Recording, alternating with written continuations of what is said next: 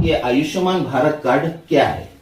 इस योजना के तहत ऐसे कौन कौन से बीमारी इंक्लूड है।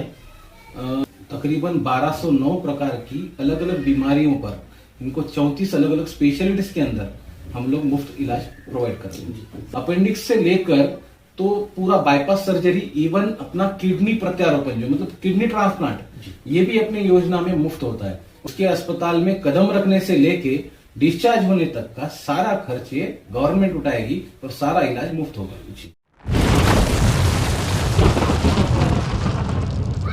अस्सलाम वालेकुम रहमतुल्लाहि व बरकातुहू। साथियों, आज हम एक मौजू पर आप लोगों से डॉक्टर दीपेश कुमार शर्मा से मुलाकात करवाने वाले हैं, जो यहाँ नांदेड़ जिले में आयुष्मान भारत जो एक भारत सरकार की एक महत्वाकांक्षी जो योजना है, इस योजना के तहत गरीबों को जो बीपीएल कार्ड धारक है उनको योजना में बिठाकर उन्हें कम से कम 5 लाख का मुफ्त इलाज जिले के जो इनके चुनिंदा जो हॉस्पिटल है उसमें मुफ्त इलाज के लिए ये योजना का कार्य है। तो इसके जो हेड है नांदेड़ डिस्ट्रिक्ट के डॉक्टर दिनेश कुमार शर्मा जी आज हमारे साथ मौजूद है। हम इनसे जो आयुष्मान भारत कार्ड के ताल्लुक से हम इनसे सवालत करेंगे, इनसे पूछेंगे कि इसके फायदे क्या है, इसे कौन कौन बना सकता है और फ्यूचर में इनकी और कौन कौन सी प्लानिंग है। तो आइए मिलते हैं डॉक्टर दीपेश कुमार शर्मा से। सर, सबसे पहले तो आपका बहुत बहुत धन्यवाद कि आपने हमारी इस कार्यक्रम रूबरू को अपना कीमती समय दिया है। थैंक यू सर, मैं ये जानना चाहता हूँ कि ये आयुष्मान भारत कार्ड क्या है। दरअसल आयुष्मान भारत ये कार्ड जो है ये सबसे जरूरी चीज है उन पात्र लाभार्थियों के लिए जो इनका नाम SECC socio economical caste census में आया है और उनको 5 लाख तक का मुफ्त इलाज संपूर्ण भारतवर्ष में मिलेगा। वो भी एम्पैनल्ड हॉस्पिटल जो सिलेक्टेड अस्पताल है अपने योजना के, वहां पर उनको सारी बीमारियां तकरीबन 1209 प्रकार की अलग अलग बीमारियों पर इनको 34 अलग अलग स्पेशलिटीज के अंदर हम लोग मुफ्त इलाज प्रोवाइड करते हैं। सर, अभी आपने ये बताया है कि पूरे भारत भर में जो हॉस्पिटल से जो चुनिंदा आप लोगों की ओर से, आपके गवर्नमेंट की ओर से जो चुनिंदा है उनकी ओर से मुफ्त इलाज मिलेगा। मैंने तो कहा था कि सिर्फ जो नांदेड़ डिस्ट्रिक्ट है वहीं के हॉस्पिटल में इनका इलाज मुफ्त होगा। नहीं, जो भी आयुष्मान कार्ड धारक जो लाभार्थी है, जो पात्र लाभार्थी है, वो सिर्फ अपना एक आयुष्मान कार्ड बनवा लेंगे और वो कार्ड कहीं पर भी उनको अगर जब भी जरूरत गिरेगा किसी को, तो वो अस्पताल में सिर्फ उनको ले जाकर वो कार्ड बतवाना है उनको। वो बतलाने के बाद में अस्पताल उनका सारा इलाज, अगर वो योजना के इसमें बैठता है वो बीमारी, तो सारा चीजें फ्रॉम रिपोर्टिंग टू डिस्चार्ज, मतलब उसके अस्पताल में कदम रखने से लेके डिस्चार्ज होने तक का सारा खर्च ये गवर्नमेंट उठाएगी और सारा इलाज मुफ्त होगा। जी।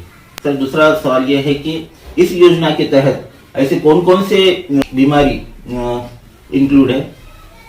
ऐसे देखा जाए तो आज की इस भागदौड़ भरी जिंदगी में हम लोगों को खुद की तरफ देखने का मौका भी नहीं है, ना ही हम लोग अपने हेल्थ पे ध्यान देते हैं। तो अभी बीमारियां भी बहुत सारे बढ़ गई, जैसे कि हार्ट डिसीज हो गया, किसी को हार्ट से रिलेटेड प्रॉब्लम है, किसी को किडनी रिलेटेड प्रॉब्लम हो गया।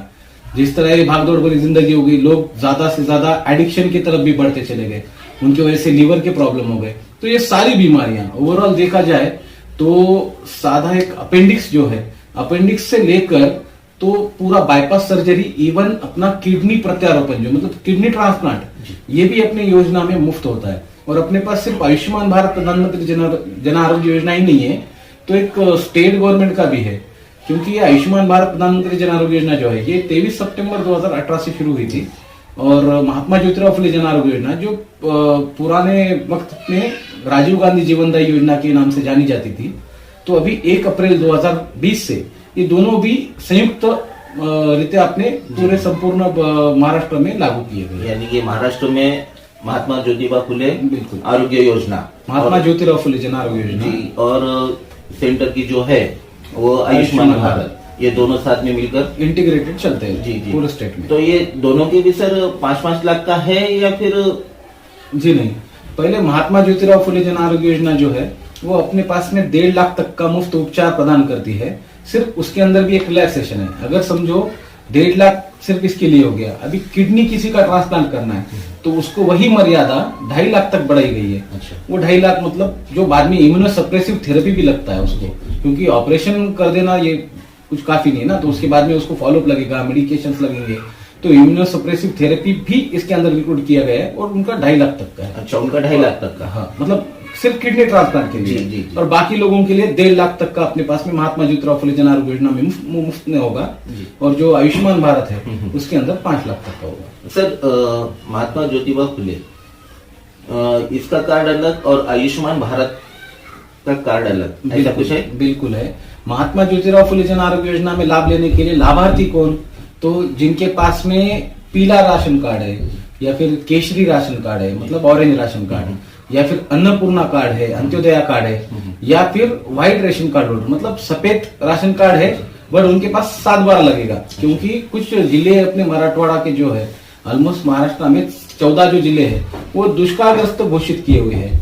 तो यहाँ के जो अपने शेतकरी कुटुंब है, जैसे कि हमको पता है कि भारत ये कृषि प्रधान देश है अपना, तो ये जितने भी फार्मर्स है, जो शेतकरी है, उन लोगों को भी बेनिफिट मिलना चाहिए। इसके लिए उनके लिए रिलैक्सेशन भी है कि उनका व्हाइट रेशन कार्ड भी होगा तो उनको हम शेतकरी कुटुंब को लाभ देंगे उसके अंदर। सर, आयुष्मान भारत कार्ड, इसके लिए पंजीकरण कराना आवश्यक है। बिल्कुल। तो क्या महात्मा ज्योतिबा फुले इसके लिए भी पंजीकरण कराना आवश्यक है? महात्मा ज्योतिबा फुले जन आरोग्य योजना के अंतर्गत आपको सिर्फ जब आप बीमार गिरते हो तो सिर्फ आपको राशन कार्ड और संबंधित जो भी बीमार आदमी है उसका आधार कार्ड या इलेक्शन कार्ड या जो भी कोई भी होगा उसका आईडी कार्ड वो लेकर आपको हमारे जो अस्पताल है उस अस्पताल के आरोग्य मित्र से संपर्क करना होगा, ताकि वो आपका एनरोलमेंट और रजिस्ट्रेशन कर पाए और वहां से आपका इलाज सारा मुफ्त होगा। यानी कि अगर मेरा नाम अगर आयुष्मान भारत में नहीं है तो भी मैं महात्मा ज्योतिबा फुले योजना में मैं इलाज मेरा मुफ्त में करवा सकता हूँ, अगर मेरे पास अगर राशन कार्ड अवेलेबल है। बिल्कुल। हाँ, बिल्कुल सही। अगर आप महात्मा ज्योतिराव फुले जन आरोग्य योजना के लाभार्थी है तो आप महात्मा ज्योतिराव फुले जन आरोग्य योजना में लोगे। अगर आपका नाम आयुष्मान भारत में भी है तो आप दोनों योजना का लाभ ले पाओगे। अगर आपका महात्मा ज्योतिराव फुले जन आरोग्य योजना में नाम है बट आयुष्मान में नहीं है तो आप आयुष्मान का नहीं ले पाओगे, बट महात्मा ज्योतिराव फुले जन आरोग्य योजना का बिल्कुल मुफ्त में इलाज मिलेगा। अभी आपने कहा कि उसको महात्मा ज्योतिबा फुले को जो है उसको रजिस्ट्रेशन या पंजीकरण कराने की आवश्यकता नहीं है, सिर्फ आपके पास राशन कार्ड होना आवश्यक अनिवार्य है। जी जी, यानी कि नाम होना या नहीं होना वो कोई मायने नहीं रखता। बिल्कुल मायने नहीं रखता, उसकी कोई अलग से यादी या लिस्ट नहीं है। जी। उसके लिए आप राशन कार्ड होल्डर हो, आपका राशन कार्ड पर नाम है, आपको सिर्फ जब बीमारी आपका योजना में बढ़ता है तो सिर्फ आपको राशन कार्ड और आधार कार्ड ले जाके अंगीकृत जो अस्पताल है हमारे चुनिंदा अस्पताल, उस चुनिंदा अस्पतालों के आरोग्य मित्र से संपर्क करना होगा। सर, जिस तरीके से आपने बताया आयुष्मान भारत में कौन कौन सी बीमारियां हैं, तो उसी तरीके से महात्मा ज्योतिबा फुले योजना में कौन कौन सी बीमारियां इंक्लूड है? महात्मा ज्योतिराव फुले जन आरोग्य योजना जो है इसके अंदर हमने 996 बीमारियां हैं अलग अलग तरह की। इसके अंदर भी जैसे कि मैंने आपको बताया 30 अलग अलग स्पेशलिटीज है। स्पेशलिटी मतलब मान लो पॉलीट्रॉमा है, ऑर्थोपेडिक सर्जरी है, इस तरह की जो स्पेशलिटीज है वो स्पेशलिटी है। फिर बाद में प्लास्टिक सर्जरी भी है अपने पास में, बर्न्स है, या किसी का मान लो एक्सीडेंट हो गया, फ्रैक्चर हो गया तो वो बीमारी भी इसके अंदर इंक्लूडेड है, उसका भी इलाज सारा मुफ्त होगा। तो अगला सवाल ये है कि आयुष्मान कार्ड कौन बनवा सकता है? आयुष्मान कार्ड जिनका पात्रता यादी में नाम है, मतलब कि 2011 में जो सर्वे हुआ था सामाजिक जातीय आर्थिक जनगणना जो है सोशियो इकोनॉमिकल कास्ट सेंसस, उसके अंदर कुछ चुनिंदा ऐसे निकष ठहराए गए थे, जैसे कि 18 से 59 की एज में कोई कमाने वाला पुरुष नहीं है घर के अंदर, या फिर एक फीमेल फैमिली हेड है जो घर चलाती है, महिला द्वारा चलाया जाता है, या फिर किसी का एक रूम का कच्चा मकान है। ये तो हो गया रूरल एरियाज के लिए।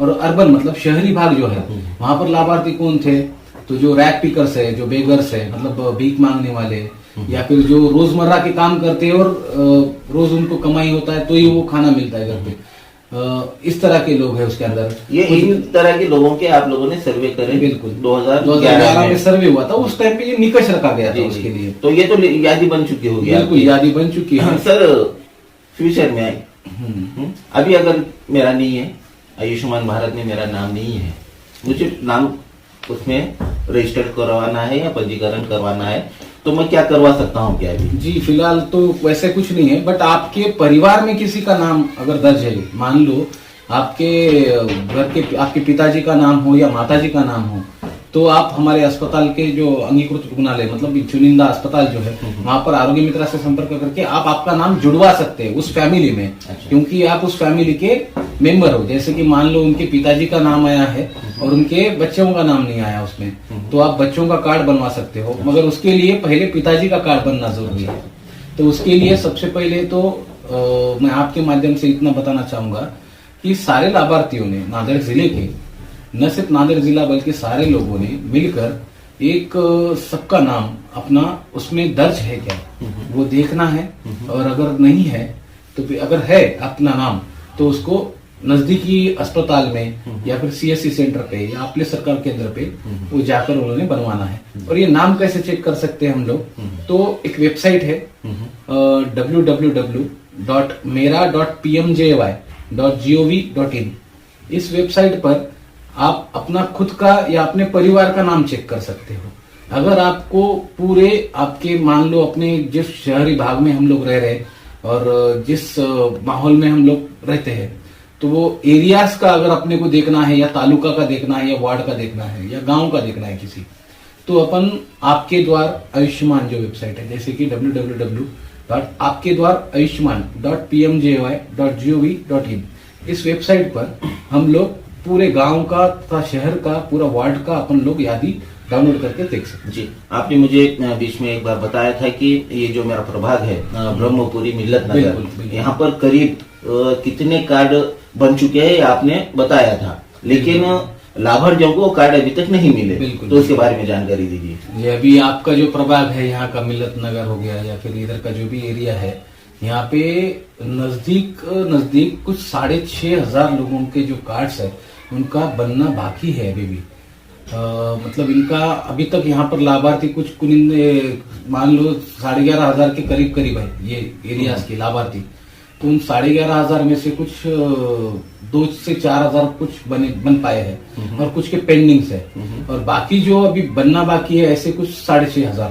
आपने बताया था कि जो 6,500 जो बन चुके हैं, क्या उनको अभी तक उनके हाथ में ये आयुष्मान भारत कार्ड मिल चुका है? बिल्कुल मिल चुका है उनको, वो आयुष्मान कार्ड मिल चुका है। बट ये जो बाकी लोग बनवाना बाकी है, उन लोगों ने अगर वो बनवा लेंगे जल्द से जल्द तो ही उनको योजना का लाभ मिल पाएगा। ब्रह्मपुरी में मिल्लत नगर में अगर ज्यादा समय देते हैं, जो 2,500-3,000 कार्ड जो अभी तक लोगों को नहीं मिले या बनाना बाकी है, तो उसमें आप लोगों की क्या हेल्प मिल सकेगी? सबसे पहले तो मैं स्वागत करूंगा इस तरह के क्वेश्चन का। सबसे पहले बताना चाहूंगा मैं कि इसके पहले भी हमने कैंप लिए थे। अभी आप लोग अगर ये कैंप लेना चाहते हो तो हम बिल्कुल कैंप लगवाएंगे। मैं मेरी पूरी टीम के साथ में आप लोगों के साथ उन पात्र लाभार्थियों तक पहुंचने के लिए हमेशा तत्पर रहेंगे जिन पात्र लाभार्थियों का नाम उसमें आया है और उनका आयुष्मान कार्ड बनवाना है। आपको हम लोग इस एरिया का संपूर्ण पात्रता लाभार्थी की यादी हम लोग आपसे साझा करेंगे, ताकि आप लोग एक दिन हमको दो कि उस दिन आप इन सारे पात्र लाभार्थियों को एक जगह पे इकट्ठा कर सको। उस दिन मैं और मेरे साथ के जो सारे आला अधिकारी है और मेरे जो भी कर्मचारी है उन सबको लेके खुद से आऊंगा और यहाँ पे कार्ड्स बनवाने की पूरी कोशिश करेंगे हम लोग। सर, ये आयुष्मान भारत कार्ड जो है ये कितने साल के लिए बनता है? ये आयुष्मान कार्ड हर आदमी का एक ही बार EKYC होगा उसका और एक ही बार बनेगा। उसको हर साल रिन्यू करने की जरूरत नहीं है, जो कि क्वेश्चन हमेशा लोगों के मन में आता है कि ये कार्ड को क्या रिन्यू कराना पड़ेगा, क्या इसका कुछ फीस लगेगा?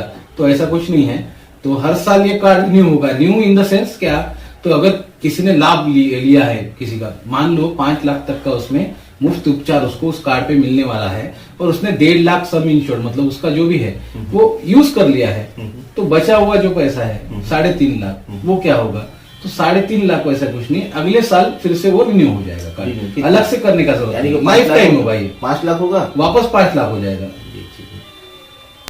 सर, अभी आयुष्मान भारत में कार्ड में जिसका नाम है, परिवार के मुखिया का नाम है, और इन फ्यूचर अगर उसके परिवार में कोई नया सदस्य अगर जुड़ता है तो उसका नाम किस तरीके से ऐड होगा?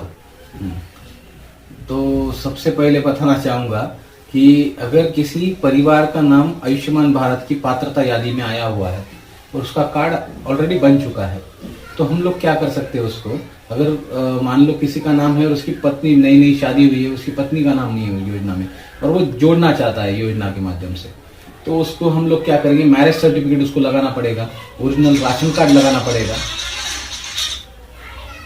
और पेशेंट का जो आधार कार्ड और पेशेंट को खुद आना पड़ेगा, या फिर आधार लिंक्ड मोबाइल नंबर उसको करेगा जी, तो फिर जोड़ सकते हैं। या मान लो वो नई शादी हुई, उसके बाद में लड़का हो गया उसको और माता जी या पिताजी का किसी का नाम है बट बच्चे का नहीं है, तो वो भी हम लोग ऐड कर सकते हैं, मगर उसको बर्थ सर्टिफिकेट लगाना पड़ेगा।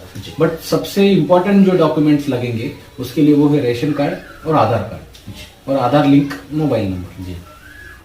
सर, जब आपने इस विभाग संभाला, 3-4 साल हो रहे मेरे ख्याल से इस बात को, और उस टाइम पर आयुष्मान भारत कार्ड के ताल्लुक से आम नागरिकों को उतनी कोई जानकारी नहीं थी, तो आप इसके सफर के बारे में बताइए।